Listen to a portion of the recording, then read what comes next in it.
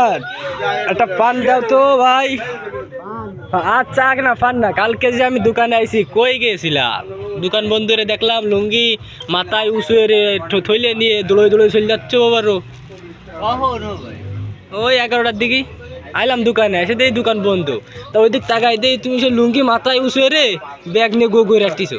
ও মনে করিস ওই কালকে মিটিং ছিল ওই ভাড়ায়। তা ঈদের দিন 11টার সময় মিটিং? ও আমার একটা জরুরি একটা মিটিং পড়িল। আমার তো তা কালকে তো আমার তো বিশ্বাস হয় না, নাকি গোষ্ঠ করতে গেলে? হ্যাঁ আরে না আমি মিটিং এ গোষ্ঠর ফুটে পাগল নাই না, ওই বেলা তুমি বলে খুঁড়া হয়ে গেছে, কেউ বাড়ো এসে নাই, তুমি বলে সে গাবলার মধ্যে ঠেলে দিলে। ভাই তুমি যেহেতু যাই নিয়ে গেছো সে তো সত্যি কথাটা কয়ে দি তোমার। আরে ওই ভাড়ায় গরু কাটছিল তা যায় ওই ধরিছি গলা।